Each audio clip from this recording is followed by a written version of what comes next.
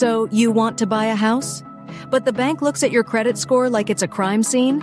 Maybe you're a real estate investor who knows the value of a good deal but doesn't want to waste months jumping through flaming hoops of lender bureaucracy? Well, my friend, allow me to introduce you to owner financing, also known as why deal with a bank when you can just shake hands like adults? No, seriously.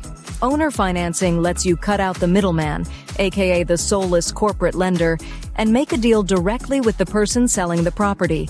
No banks, no annoying loan officers, no having to explain why you once missed a car payment in 2017. Sounds too good to be true, right? Well, it kind of is, and kind of isn't. So before you sign away your future, let's talk about how owner financing actually works, the pros and cons that no one tells you about, whether or not this is the sketchy back alley handshake you've been waiting for. And of course, if you're looking for legit home improvement loans, because let's be real, that fixer-upper might actually be a crime scene. Check out the links in the description. Let's get into it. For starters, what is owner financing? Owner financing is when the seller of a property decides, screw it, I'll be the bank. Instead of getting a mortgage from a traditional lender, the buyer makes payments directly to the seller, usually with a down payment and agreed-upon monthly installments. It's like buying a car from your weird uncle who doesn't trust banks. Except instead of a 2006 Toyota Corolla, it's a house. Here's how it usually works. First, the buyer and seller negotiate terms: down payment, interest rate, loan length, and monthly payment amounts. Yes, actual adults talking like adults. Shocking. Once terms have been negotiated, then a legal agreement is created, usually a promissory note or mortgage deed of trust, which spells out all the terms. And lastly, the buyer pays seller over time. No bank, no lender, just two people and a legally binding contract, because handshake deals don't hold up in court, folks. Sounds easy, right? But before you start mentally high-fiving yourself, let's talk about why this might be genius. Or a complete disaster.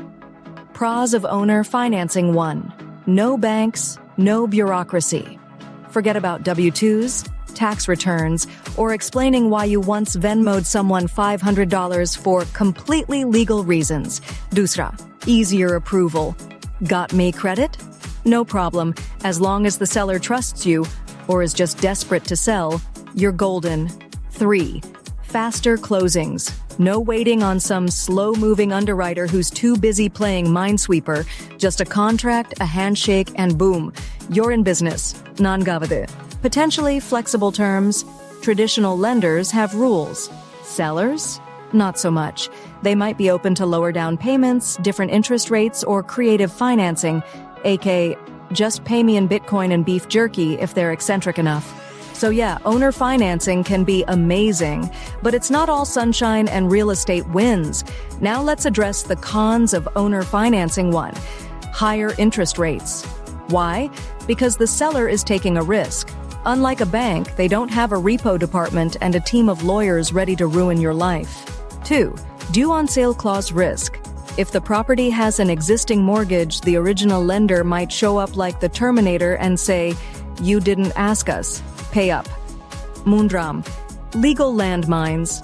If you or the seller don't do this right, spoiler alert, a handshake won't cut it, you could end up in court arguing over who was supposed to actually pay taxes on the property. 4. Limited sellers offering it. Not everyone is down for this. In fact, most sellers just want a clean, traditional sale, probably because they've been burned before. So, is owner financing right for you? If you're a real estate investor looking for a creative way to acquire property without dealing with traditional lenders, maybe. If you're buying a vacation rental or Airbnb property and want flexible financing, possibly. If you just don't like banks and think they're literally run by evil lizard people, well, you do you.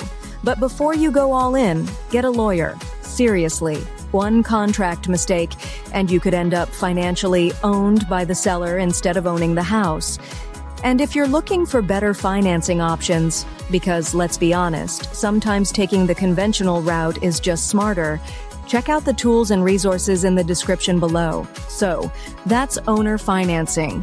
A genius hack or a total nightmare, depending on how you do it.